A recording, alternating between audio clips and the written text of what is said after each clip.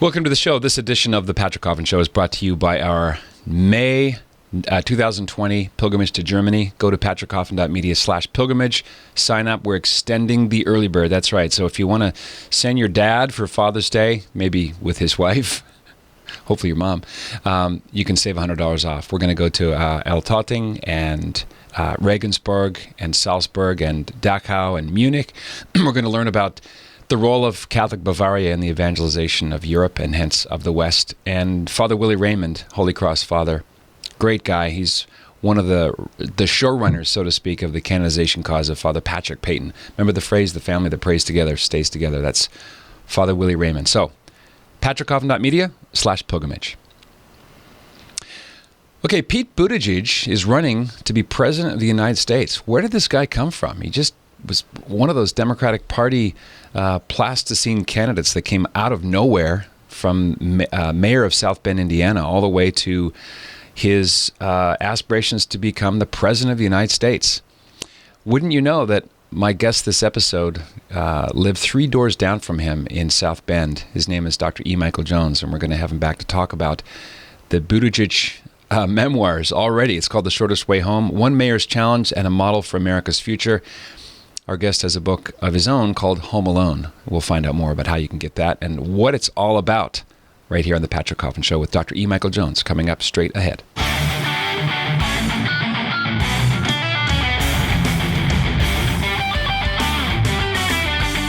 As promised, we welcome to the show Dr. E. Michael Jones, author of, among other books, Slaughter of Cities, Degenerate Moderns, The Jewish Revolutionary Spirit and Its Impact on World History, Monsters from the Id, and an upcoming book that eventually we'll get to on Logos. Dr. E. Michael Jones, welcome back to the show.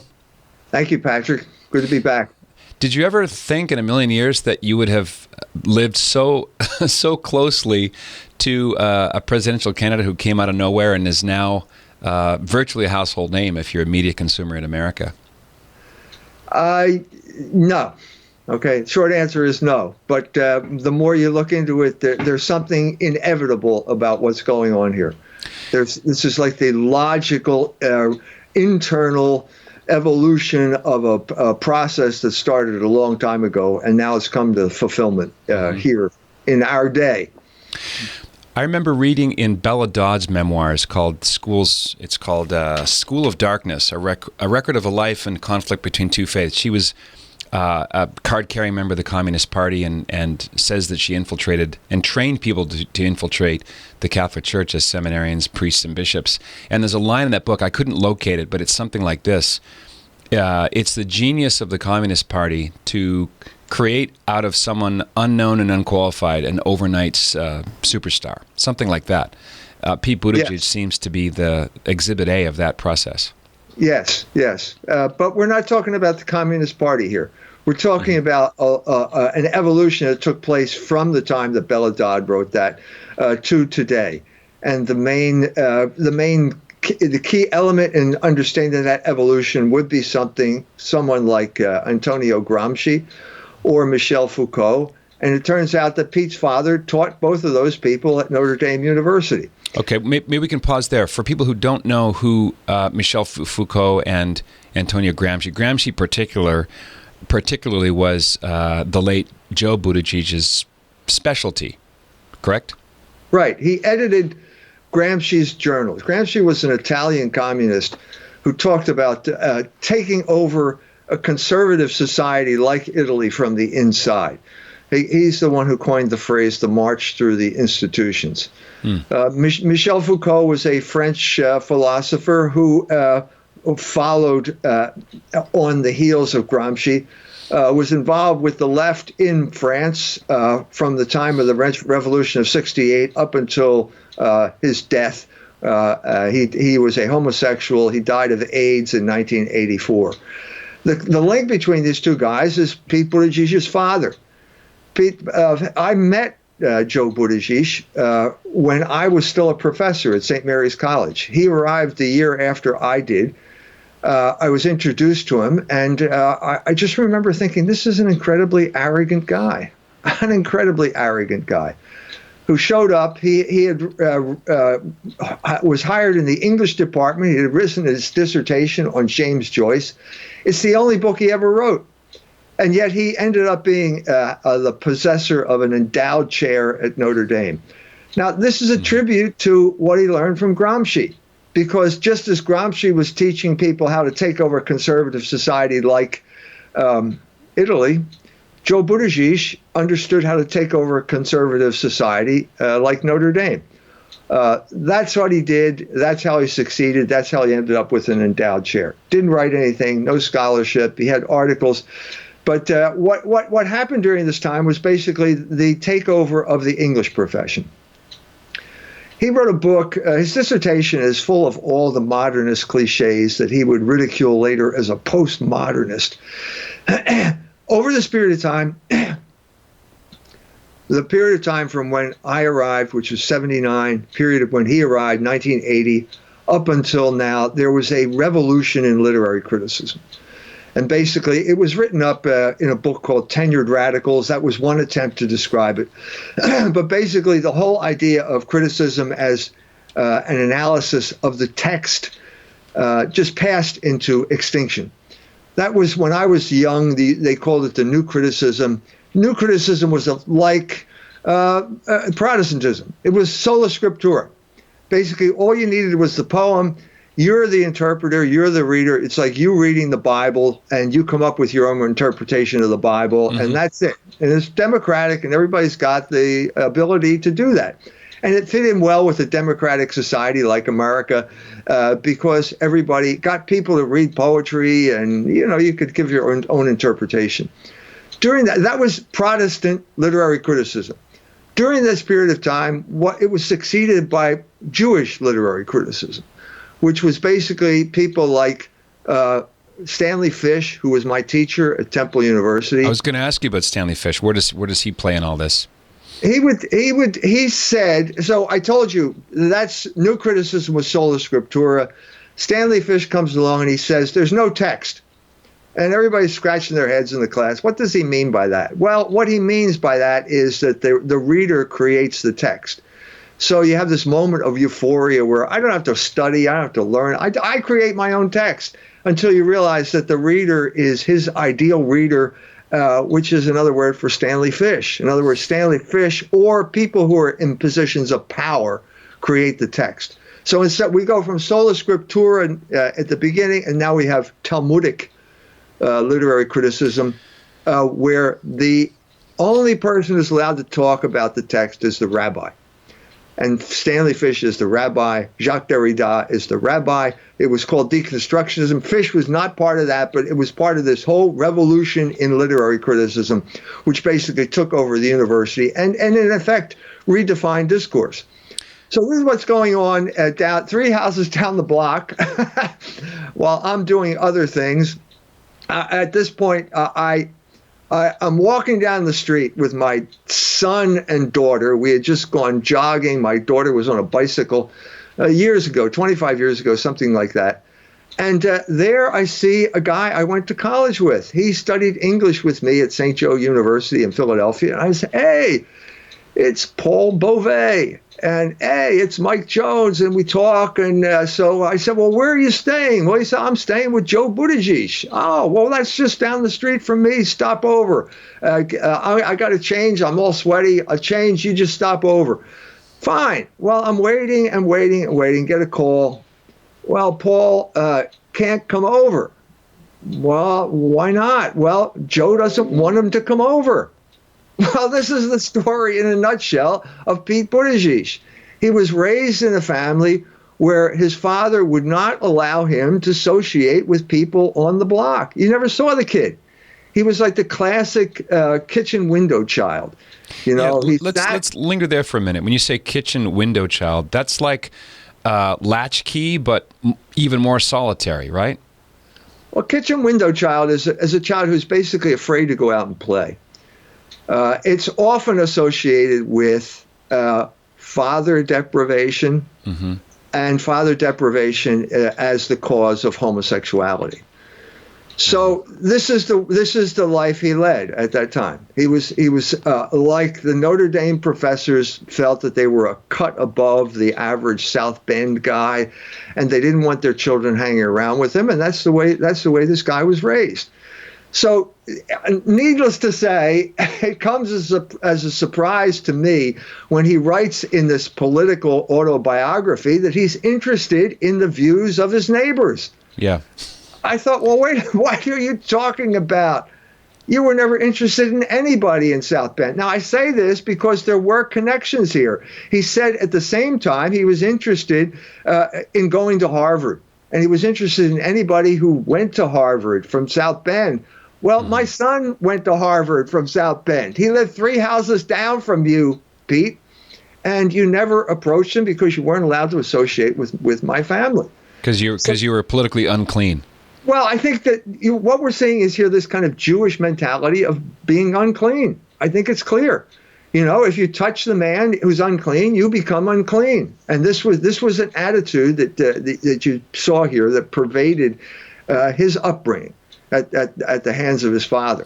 So now, go ahead. Well, Adam, your son, and Pete went to, well, first of all, Pete Buttigieg went to an elite private school, which doesn't appear in his biography. And then grade schools, excuse me. And then St. Joseph's, where your son was valedictorian and Pete was valedictorian. So he would have walked by your son's photo many times, I would think, in that school.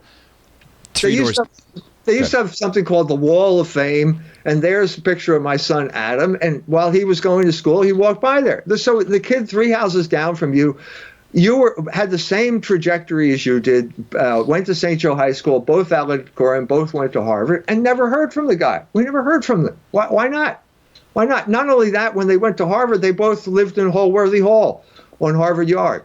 So there's another connection here. So why am I bringing this up? Because this is the man who's talking about how interested he is in knowing the opinions of his neighbors. That's what he says in this book. This is nonsense. This is preposterous. You weren't interested in anybody in South Bend. And to be honest with you, you're still not interested in anybody in South Bend. South Bend, Indiana was a stepping stone for this guy's resume, which is the ultimate criterion of good things in his life. He has been building a resume ever since he sat at the dinner table with his father and his father's Marxist friends from Notre Dame and listened to their discussion. That's where he picked up all of these ideas. Yeah, all radical political, he calls them table-pounding discussions that he overheard and I suppose listened in on. I wonder if he was the victim of a mentality that a lot of people of our age, I mean, Pete's younger than I am, but children should be seen and not heard. I wonder if he was sort of a forced participant, but not able to actually contribute. Just overhearing hundreds of hours of Gramsci and Foucault and just kind of taking it all in like a sponge. I'm sure they would have allowed him to speak whenever he wanted to. I'm sure that's not the case. He just didn't have, I'm sure he did contribute to the conversation whenever he felt he could, but he was all ears. He was there to pick up what adults were saying, because adults were important people and these were intelligent guys and they had a view of the world, and he's not picking it up from anybody else. He doesn't associate with anybody in the neighborhood. He's just home by himself. He's an only child. He's home by himself. He's listening to the conversations, and he takes on this kind of prematurely adult attitude toward life. Right. Well, of course, Joe Buttigieg just died this past February. I lost my dad a year ago, so we don't want to speak ill of the dead, and we're certainly not able to psychoanalyze their relationship as far as father deprivation. But I do remember asking Joe Nicolosi a question about this, the guy who came up with the rudiments of what's now called reparative therapy for homosexual men. And I asked him once, in all your 30 years as a clinician, how many men came to you because they want to get rid of their same-sex attractions, had good, salient relationships with their fathers? And he said 0. He's never found one. Right. Joe Nicolosi has the most persuasive explanation of the cause of homosexuality. I don't think there's anyone, and the proof of how effective it is that reparative therapy was banned in the state of California. Mm-hmm. So we know that it's effective. We know that this is the cause. And so we have to assume that Pete has announced he's a homosexual. So we have to assume that that was the cause there. He had this weird kind of ambivalent relationship with his father, where he obviously there was some type of distance, there's some type of deprivation, but at the same time, his father is the author of all of these ideas that he has about politics and how to take over a conservative political institution, whether it's Notre Dame or South Bend or Italy in the Gramsci's terms. When was he elected mayor of South Bend? 2015, was it? Yeah, I believe it was. And now, again, this was a story that needs to be told here. First of all, the only election that counts in St. Joseph County is the Democratic primary.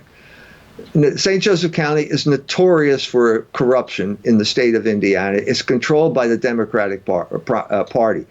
So at this point, he's running, and this is the first time I heard about this man. Obviously, I recognized the name. I knew who his father was, but the first time I recognized that he's there. And he's running as the local boy who went to St. Joe High School.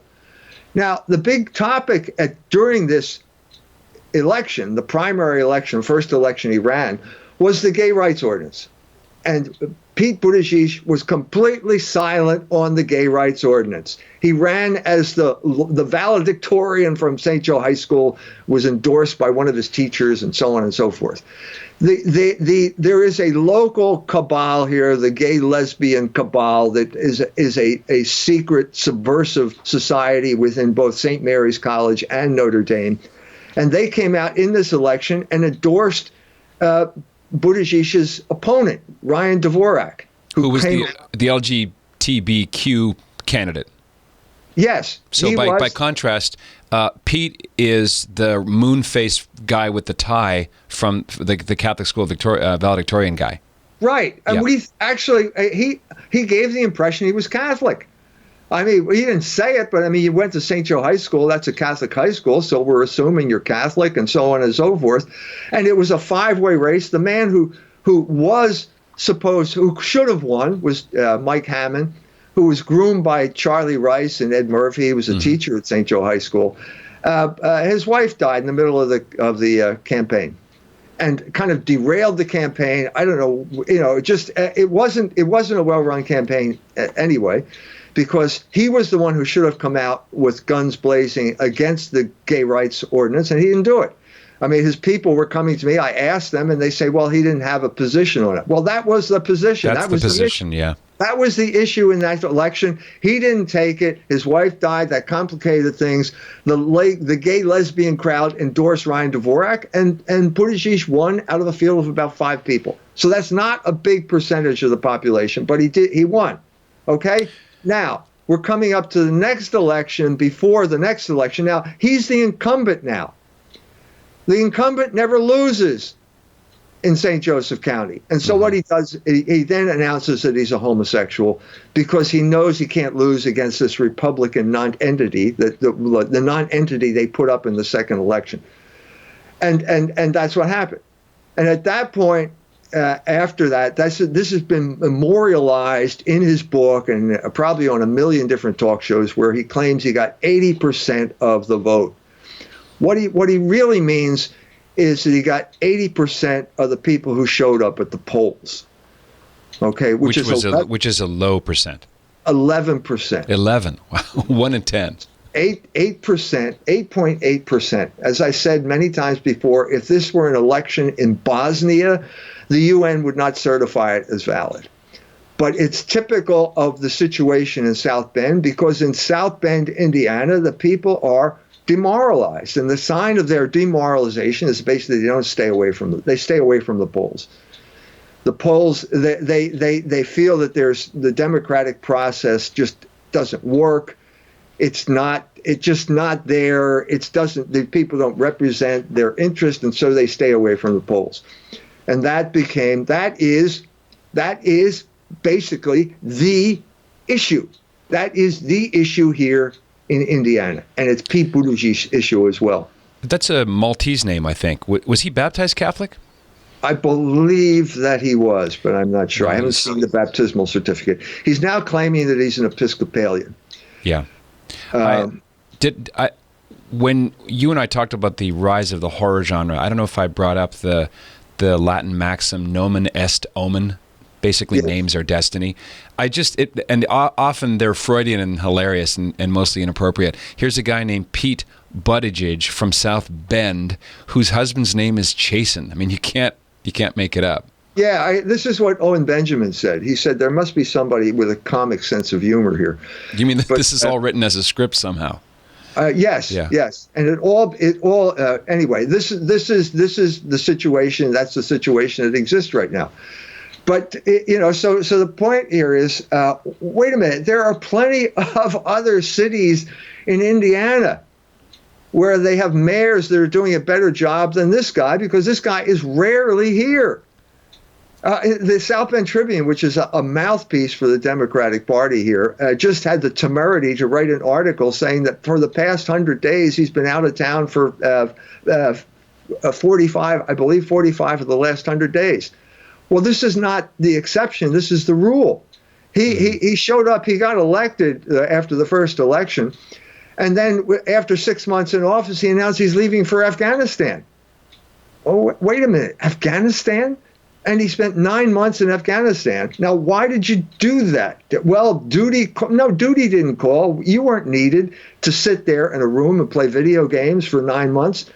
But he wanted to do this because it was padding his resume, which is the main thing that runs Pete Buttigieg's life. Well, he can definitely play the military service card against Trump. He can say, I picked up a gun and I went to defend my country, and you went to Mar-a-Lago and, yes, and flirted with strippers or whatever.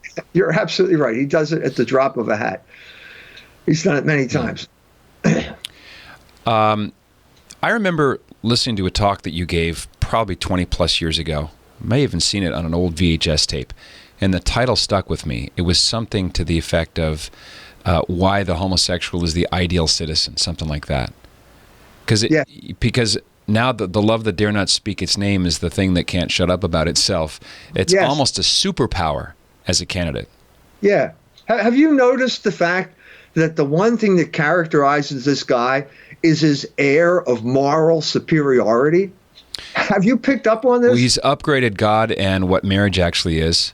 That's for sure, yeah. And why? Where does this moral superiority come from? Well, it comes from the fact that you're a homosexual. Well, I know what Joe Nicolosi would say. It stems from the characteristic trait of narcissism. Right. That is the characteristic of a homosexual. So there we have the psychological cause, but it's still kind of astounding, I think, that he will stand there and lecture you at the drop of a hat and kind of belittle you because you don't have this moral superiority that he has achieved because he's a homosexual. This is astounding. It's every time I see it, I'm dumbfounded. But it's true. This is what I tried to talk about in that talk I gave about why the homosexual is an ideal citizen. But because if you're not, even if you're not, you have to live like you are through contraception and sterilized sex. So you have more disposable income and you're more independent. Right. And the other thing is, so ideal citizen according to whose definition? Well, obviously the oligarch's definition. And this is the only definition that counts anymore. And that's precisely what we have in Pete Buttigieg. He is the lackey of the oligarchs. There's absolutely no question. And this aura of moral superiority makes him completely unfit for any political office because he is constitutionally incapable of representing the views of the people who elect him unless those views coincide completely with his own. In other words, the homosexual agenda, the sexual liberation agenda, whatever you want to call it. He is incapable of representing the views of anyone that he considers inferior. Can't do it. Have you heard of the book? Have you heard of After the Ball? The book 1989 by Hunter Madsen and Marshall Kirk. Is that a familiar title? Yeah, where we're all going to become homosexuals. Yeah, our 10-year plan to rid America of its fear and hatred of gays. It's basically a playbook. It's a very interesting read. And one of the things that the movement has done brilliantly is allied the motives and aspirations of the LGBT, or whatever it's now called, community with that of black people who want civil rights. Now, I found it a high contrast to see you at a press conference with black ministers from South Bend standing behind you, flanking you, when you were asking questions about whether the disclosure of Pete Buttigieg's homosexuality meant that there's going to be hiring quotas and preferences given and so on.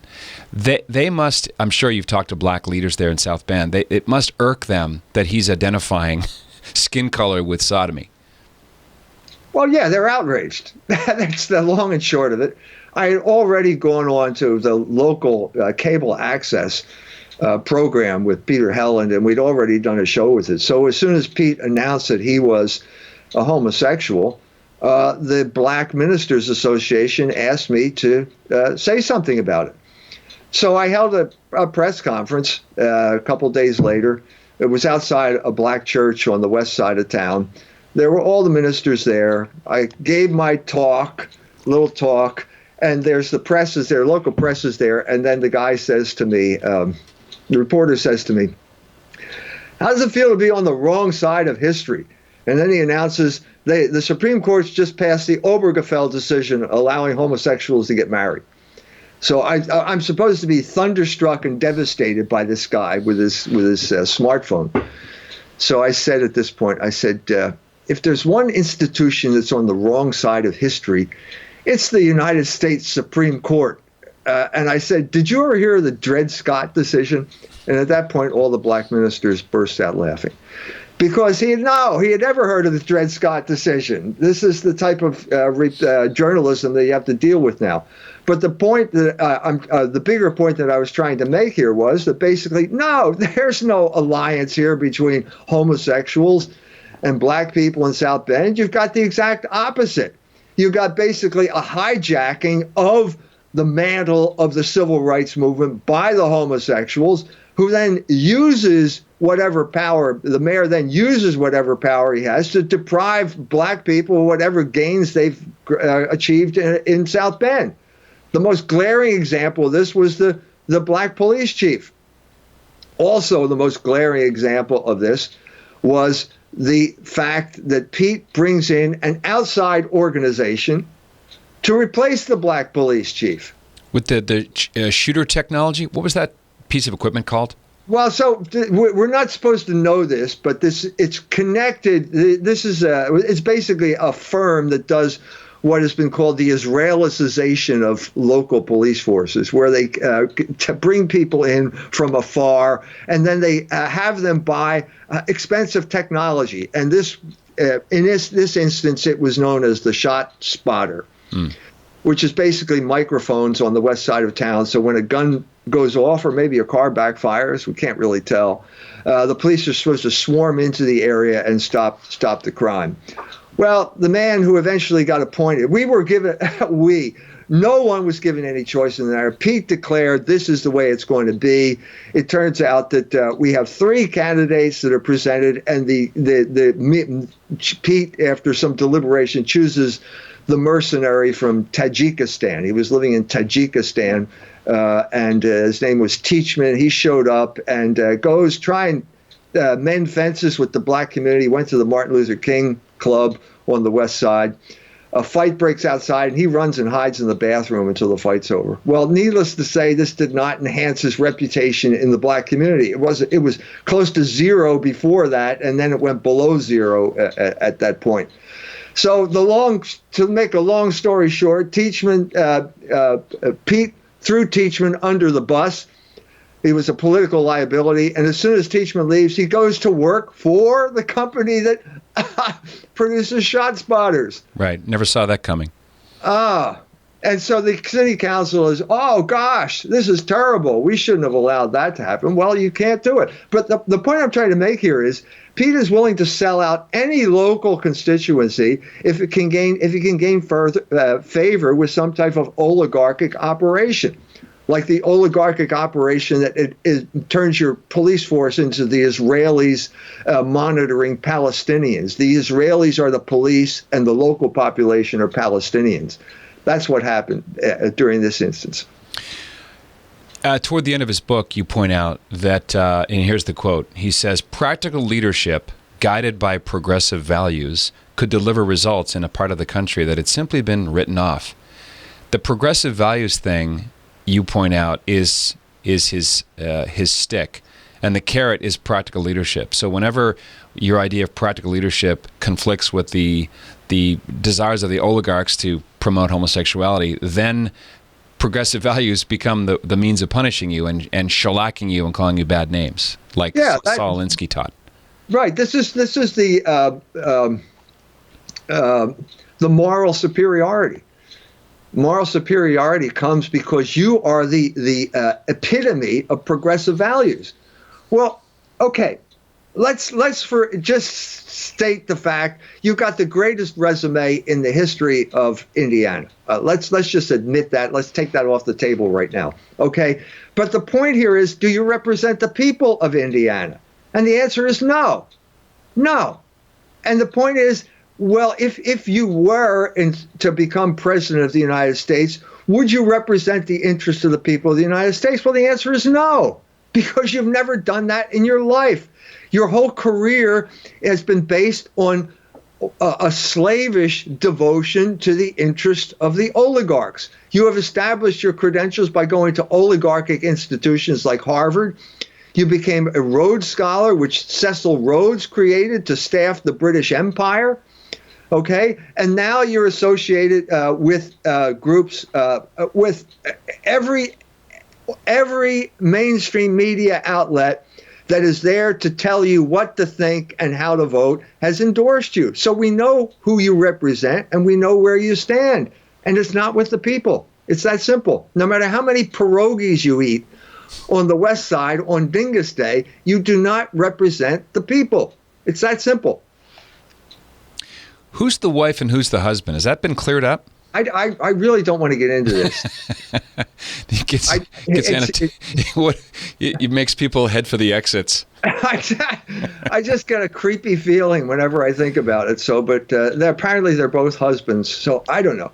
This is this mockery was aided and abetted by the local Episcopalian church.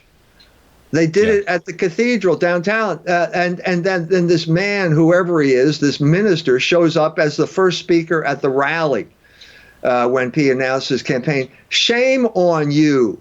Shame on you for allowing the church to be part of this mockery of the sacrament of matrimony. Shame on you. It seems to me, I'd like to get your take on this, that what happened in August of 1930 when the Anglican bishops for the first time overturned 2,000 years of Christian unity on the immorality of birth control, that this is the apotheosis of that, sort of the terminus point. Of course, it's going to be an Episcopal minister validating a faux marriage, because once you separate babies from the sexual congress, all bets are off, and the logic's inexorable. Does that make sense? That's exactly the case. There is an inexorable logic that is being carried out here. And he is the man who is, in a sense, riding that wave of inexorable logic. As soon as you separate procreation from the sexual act, there is no reason that you can object to homosexuality. You can't do it. And so what you have is people being suckered into something that has transformed itself over this period of time to what seemed like liberation at the time. Okay, you were liberated, you thought, from the burden of having children, and now you end up within 2 generations being ruled by an iron rod, by the proxy warrior of the oligarch who happens to be a homosexual and is in possession of this moral superiority because of that fact. There is no way of escaping this chain of events. It's contraception led to this issue right now. Were you surprised at President Trump's comments that he was absolutely fine with Pete and his husband campaigning together? Nothing Donald Trump does surprises me. Nothing he does surprises me. Yeah, he threw some shade at the Alabama and Georgia laws too. He wants a big rape and incest exception, as many so-called conservatives do. But maybe it was just political posturing. He sort of has to say that because he knows Pete is not going to be president, and Trump knows this, so it doesn't matter what he says. I was at the rally in South Bend when Donald Trump showed up when he was campaigning for the presidency. And it was the biggest crowd in South Bend history, according to the policeman that I talked to at that time.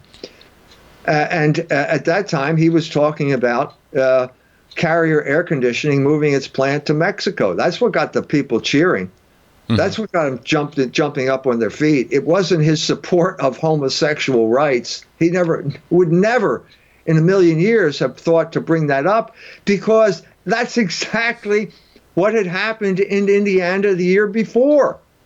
I mean, we're talking about representative government. Pete Buttigieg is an attack on representative government. If you don't like representative government, vote for Pete Buttigieg.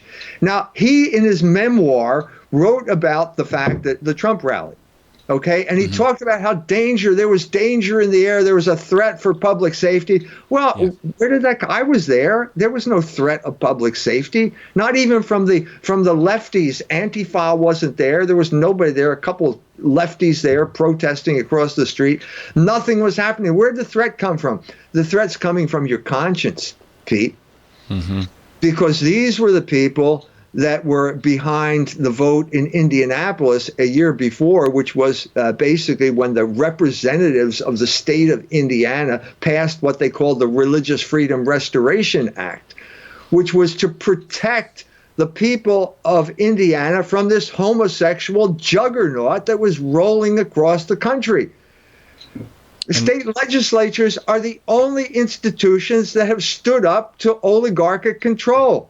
And now what we're seeing, I think, is the renaissance of the state government in places like Alabama, where they passed this robust anti-abortion law, which is going to send abortionists to jail for 99 years if they commit an abortion. After a heartbeat is detected, yeah. Right. And Hollywood is upset. I mean, Rosie O'Donnell is upset. Well, guess what? People in Alabama elected people who don't care about that. Now, this awakening began, I would say, in Indiana most recently. They passed the Religious Freedom Restoration Act. The oligarchs freaked out. Mark Benioff parachuted into Indianapolis and told the oligarchs told the legislators to repeal their law. And we have to admit that Mike Pence did not cover himself with glory at this point. He was on Meet the Press. George Stephanopoulos asked him if it discriminated. George, you should have said, George, that's not the question. The question is, who elected Mark Benioff to tell the legislators of Indiana to repeal their law? What Mike Pence should have done is arrest Mark Benioff for trying to overthrow the government, throw him in jail. Do you think that the state legislators under Mike Pence's leadership rolled because they got individual threats raised? I'm trying to figure out how the Mau happened there. I think that they did not know how to counter the dominant narrative. They were threatened. The NCAA threatened to move out of its headquarters. These are people who understood that the people of Indiana were being threatened, coerced by this homosexual agenda. But they couldn't defend it. Intellectually, they couldn't defend it because they didn't understand the big picture. And the big picture is, do we have representative government or not? That's the question. And I think, as I remember it, the same thing happened in North Carolina with the gender bathroom bill. That's right. Some guy had long hair, wanted to pee in the girls' bathroom, and Obama endorsed him. Well, the people in North Carolina, I think, finally said it. We are the elected representatives. Obama has nothing. Maybe it's because they were conquered in the Civil War. Maybe that's part of the reason here. They have that residual sense of state rights, this long hangover from the war, Confederacy, and that type of thing. But they were the first people to say, no, we were elected. This guy wasn't elected. These CEOs weren't elected. We were elected. And so it's now, I think, my sense right now is that we have a situation in the United States where we are never going to resolve the abortion issue. It will never be resolved. If it hasn't been resolved in almost 50 years, it's not going to be resolved. And so the Supreme Court is ready now to, guess what, go back to states' rights. And so basically you have New York, where it's a sacrament, and you have Alabama, where it's a crime. And that is never going to be resolved. You're not going to persuade Mr. Cuomo that it's not the greatest thing on earth, and you're not going to persuade the people of Alabama that it is the greatest thing on earth. And so what I think the Supreme Court is probably preparing for a moment where we're going to say, okay, we're going to overturn Roe versus Wade. It's up to the state. And we'll go back to this is a total repudiation of social engineering. We're going back to the status quo ante where states actually had rights. Yeah, and this is where it gets it starts to bear the whiff of Civil War. People are look at how pro-lifers are treated so poorly. They're abused so often at peaceful protests when they have Roe v. Wade on their side. If Roe v. Wade is dismantled and it goes back to the states' rights scenario, I don't know what they're going to do, but it's not going to be pretty. I think that it will avert a civil war. I think it's a reasonable. First of all, this country was founded on local government, state government. What we saw over the course of the 20th century is the usurpation of power by the central government. This would be a going back to the way the country was designed originally. So I think it would avert a civil war rather than foster one. It will simply be an admission of the fact that we have different views on this and they are not reconcilable. I mean, I remember saying, and honey, if you don't like it, then move to Greenwich Village. Okay? Yeah, I think the sight of abortionists being carted off to jail is going to be the gloves off moment for a lot of pro-abortion people. That's right. Because it's the conversation pro-lifers do not want to have. How should abortionists be punished? But it's an important one to have. Pete was asked about his views on the limit of after which you should not have any abortions. And his answer to Chris Wallace last weekend was, I trust women. Don't even ask that. I trust women. There are two other women that Pete trusts. Have you heard of the name Liz Smith before? Liz Smith? L-I-S, like Liz, but with an S. No. Liz Smith was caught in a hot tub with Eliot Spitzer, the former Attorney General of New York, and it ended one of his marriages.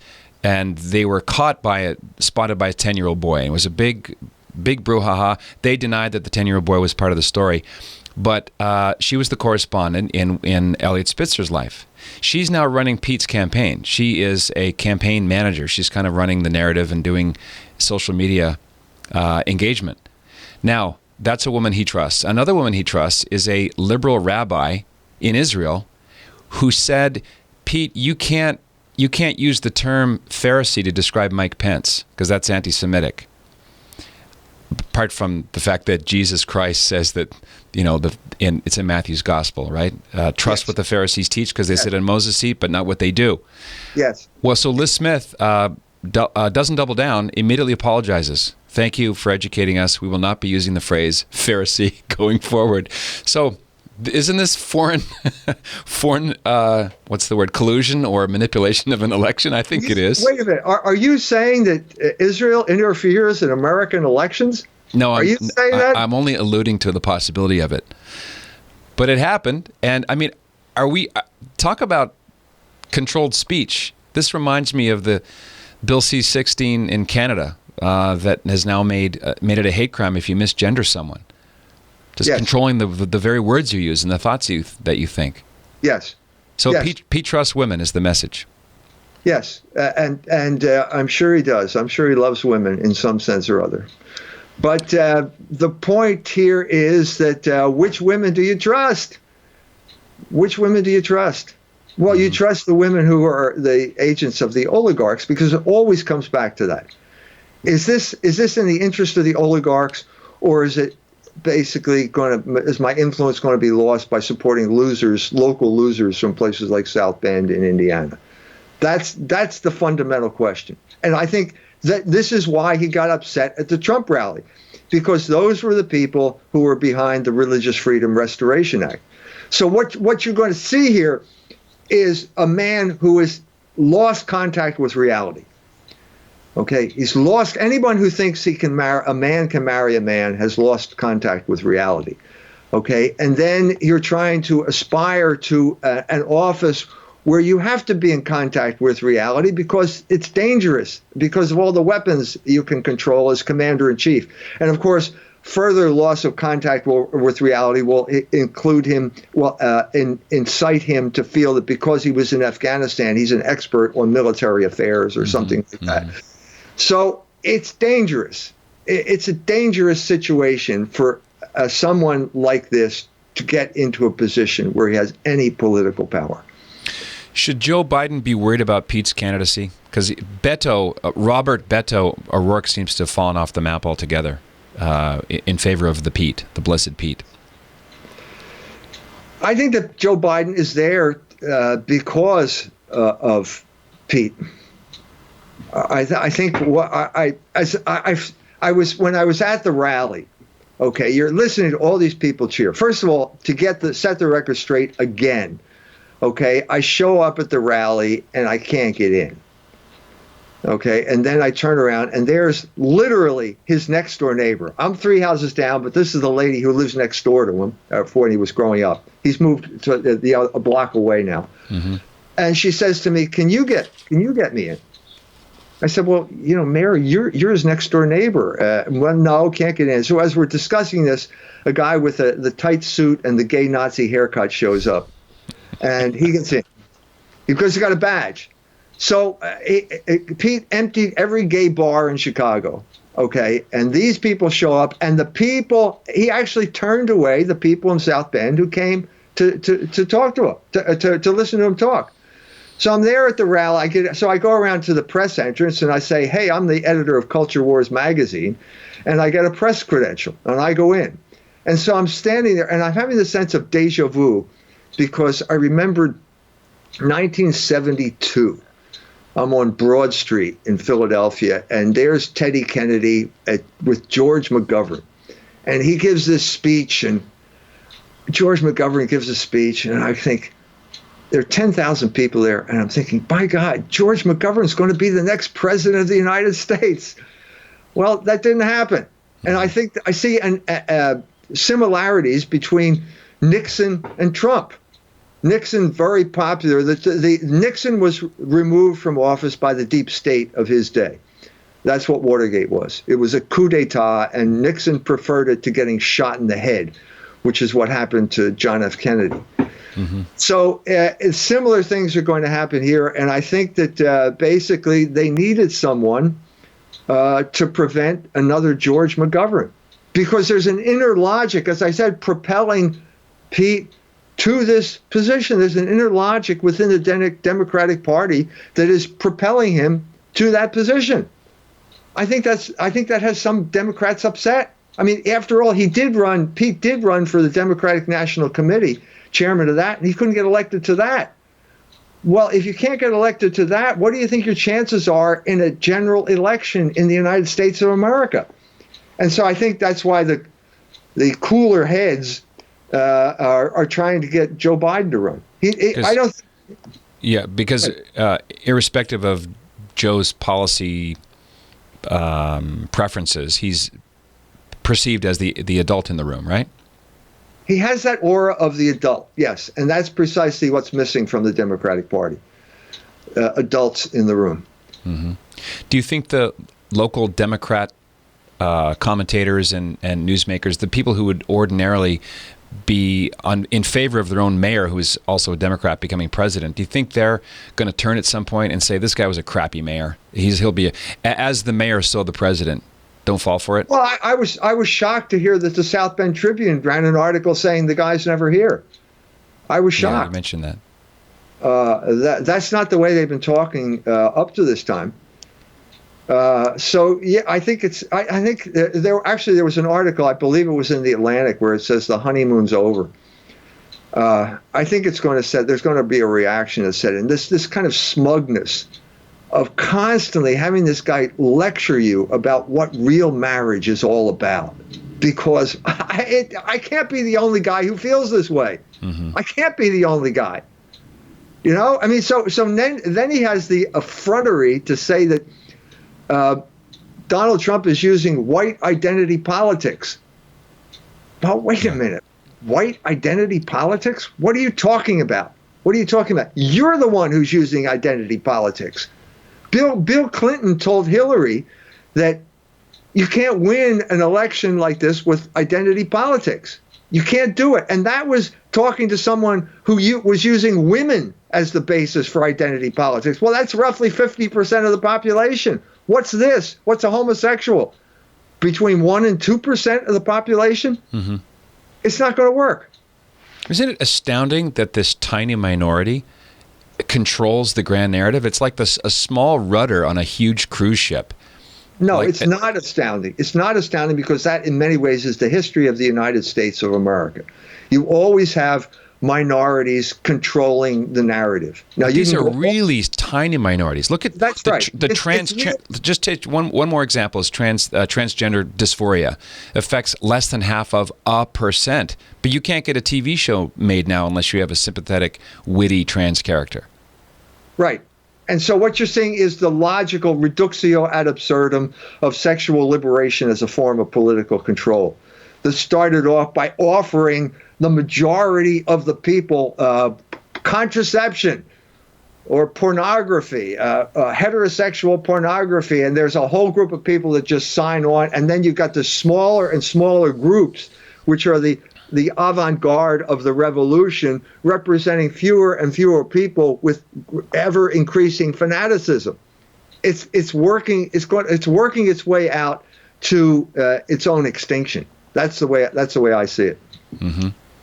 So, like with Muslim influx of migration into Europe, where they have no problem having more than 4 kids, the future belongs to practicing Christians who, if they can just make disciples and stop having sterilized sex, we would just take over through sheer weight of numbers. Yes. Am I wrong?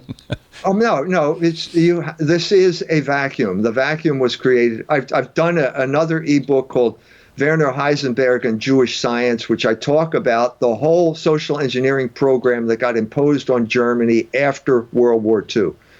It was a battle between the American occupying forces, who basically imposed social engineering by force on the German people, and the Catholic Church fighting a rearguard battle because they couldn't really articulate the issue in a compelling way, because they didn't believe it themselves to a large extent. And I think Joseph Ratzinger was part of this issue. The church, they had a legion of decency. It was called the Volkswartbund in Germany, mm-hmm. and they were fighting a battle against obscenity. And I think the Catholic Church was embarrassed by these people because they were talking about Schmutz und Schund. Okay, you can use that when you go to Regensburg. Schmutz und Schund, like smut and filth. And at the same time, every magazine, okay, over there, which has to get a license from the occupying forces, is promoting Alfred Kinsey. And he's a scientist. We know he's a scientist because he was from Indiana University, and he had Rockefeller money behind the Kinsey reports. And the church was just blindsided. They didn't know what to do. It was like Mike Pence didn't know how to answer George Stephanopoulos, the church at this time. And I think I remember vaguely Ratzinger's memoir from 1967, where he said that, well, we tried to come up with a different approach. Well, I think the church was embarrassed, and they didn't know what to say. You think that was it Schutz und Schmutz? What's the phrase? Schmutz und Schund. Okay. So that message was tagged and quarantined as the Kim Davises of Germany, right? Right. That's exactly it. And Kinsey is talking about science. And he wears a bow tie like Bill Nye the Science Guy. He wears a bow tie and he's got Rockefeller money. How can you argue with science? Science is reality. And I'm saying in the article, the only man who could have turned the tide was Werner Heisenberg, who had won the Nobel Prize in physics, and he didn't do it because, his daughter wrote a letter to the editor after I published the article in Culture Wars, and the conclusion I drew from her letter and from Heisenberg is it was beneath his dignity. Scientists don't talk about this kind of stuff. Yeah, sure. It's embarrassing. Have you thought about writing? This is a slightly off topic, but I think it goes to what reasonable people are expected to think about things like homosexuality, and that is a biography or at least a context-providing story of Pope Benedict XVI and his being raised in post-World War II Germany and him trying to square a bunch of circles. My personal view is that popes really shouldn't resign, especially not that pope. I mean, here he is 7 years later, he's still having debates in Communio magazine, and he's photo ops. This is kind of a disturbing thing. It is disturbing. I said that when he was Pope, that he shouldn't be writing books with his name on the book. Shouldn't do that as Pope.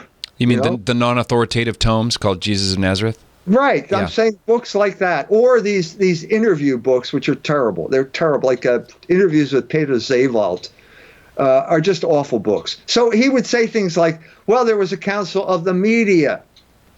Well, yeah, you're right. But who are we talking about here? Well, we're talking about Time magazine, and we're talking about Time Life's connection with the CIA, and we're talking about social engineering, but you don't want to go there. So don't start talking about it and then break off the conversation. It's the same. He did the same thing with his Communio article. No, it wasn't Communio. It was in German. But where he said, it's the sexual revolution began in Regensburg in 1970. I was there. I saw these people going into this dirty movie. No, that's the end game. Yeah, slightly late on that, I think. You're 20 years too late. It was the United States government that imposed this on the German people, and the church went along with. I mean, first of all, who had a choice in the matter? They were conquered militarily. They had no choice, but there was. Cardinal Frings of Cologne provided heroic resistance in an impossible situation.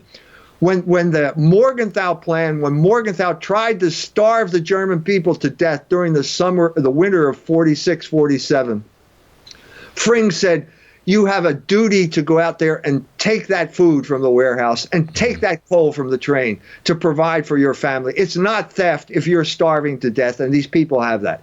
That was heroic, and Frings was heroic in opposing the obscenity that was sweeping through the country under the orders of the occupying powers. It could not have happened without their permission. As you're talking, it occurs to me that when I was mentioning earlier this tiny minority that control the grand narrative of from the dark side, from the Death Star side, it's also true that there's a tiny minority of heroes. It's almost like that there's a calculus in the universe somehow where the extreme of evil is going to be met. Someone will rise up and be the doppelganger of it. Did you see the movie by Night Shyamalan called Unbreakable? It's his second. It's the one that came after The Sixth Sense, and it's about this. It's about an evil guy who's looking for his super heroic good doppelganger. I'd recommend it. I know you like movies. But people, I just want to segue to Pope Francis for a moment, and we're going to wrap up. I want to make sure I respect your time.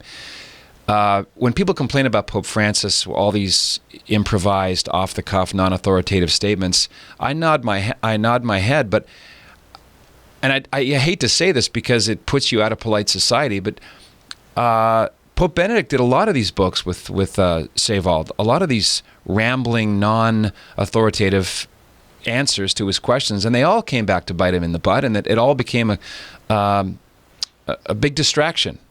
So Pope Francis didn't invent this protocol. No. I think I would love to do a biography of Joseph Ratzinger. I met him a couple times. He complimented me on my German. Thank you. I said, your German is good too.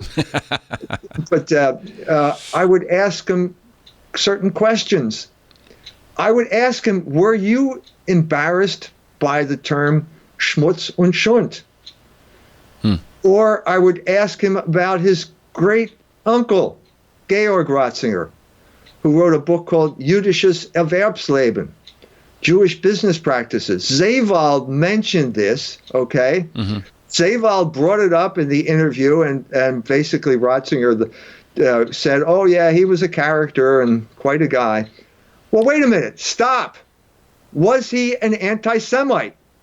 Was your uncle, your great uncle, an anti-Semite? Because that's the way he's being portrayed. That's the type of question that needs to be asked here, because that was the type of question that was sweeping the church at that time. Georg Ratzinger did not write that book in a vacuum, and I'd like to know what his great-nephew thinks about that. Well, also his great-nephew was tagged as a Hitler Youth guy. So, Germanness, according to people like Daniel Goldenhagen, is it Goldenhagen?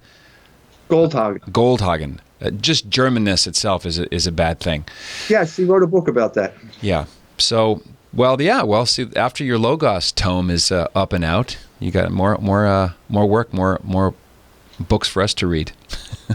I know you've ranged around Ratzinger as a figure. I had the unmerited privilege of meeting the man in 2012. I introduced him to my father. It wasn't a very long meeting, but it was the striking thing about Ratzinger and then Benedict XVI was that once cameras aimed on this guy, they had to stop calling him God's Rottweiler. He's one of the most gentle souls you'll meet, you know.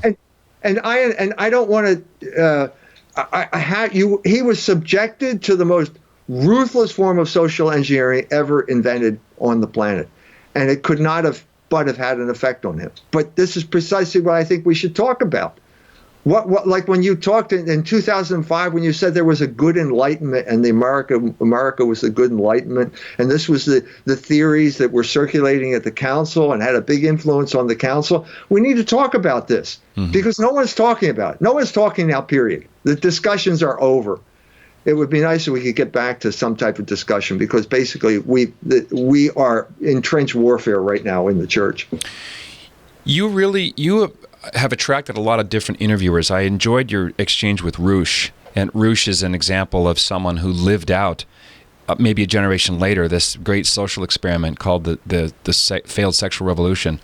And it was interesting to see how his own arc of going from just full-on man-whore behavior, it all crashed and burned, and he's kind of learned the hard way about the presence of Logos in sexual behavior and what mental health really means, and how the choices that one can make to be truly happy.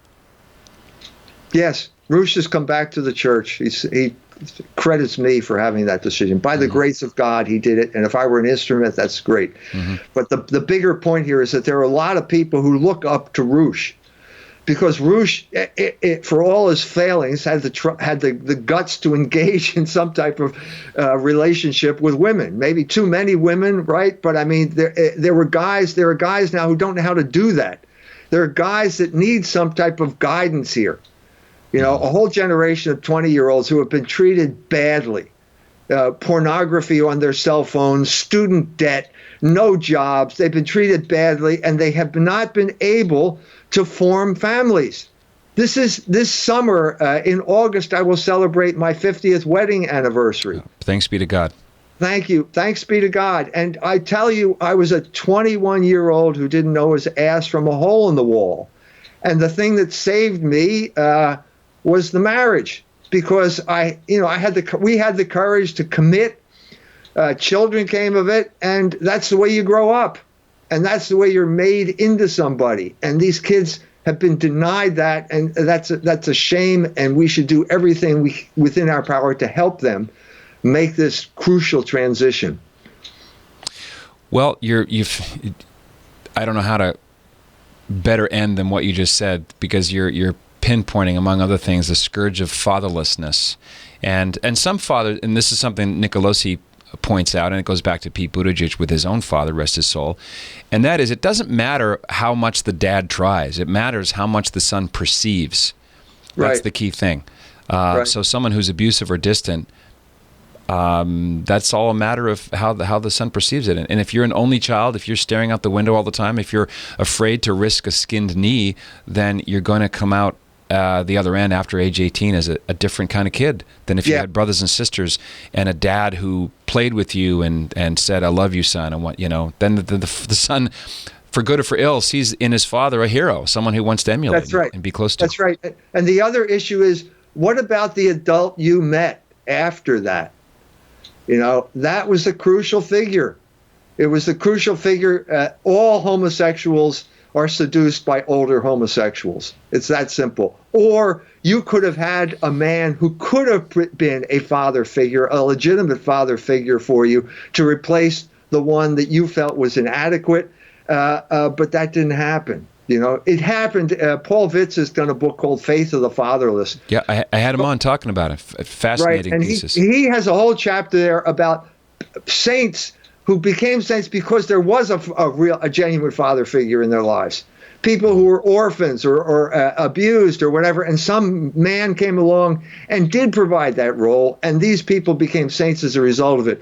The flip side of that coin is the homosexual predator who knows these guys are out there, knows that the people with father deprivation are vulnerable, and exploits it and seduces them and basically brings them into the zombie army of the homosexual. Well, they can't procreate, so they recruit. That's right. That's right. The book is called Home Alone. You can get it at the link at patrickcoffin.media. The website to check out Culture Wars magazine, culturewars.com, of which our guest, Dr. E. Michael Jones, is the editor. Thanks a lot for coming back, Mike. There's always 10,000 things to follow up on and chew on, so I appreciate your time. Thank you. My pleasure. Always a pleasure to talk to you, Patrick. Right. Very good. This is the Patrick Coffin Show. Be a saint. What else is there?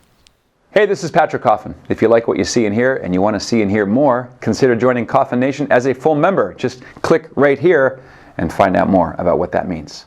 Nipsey, my fedora. That's Coffin Nation, the world's largest online community of culture builders. Click right here.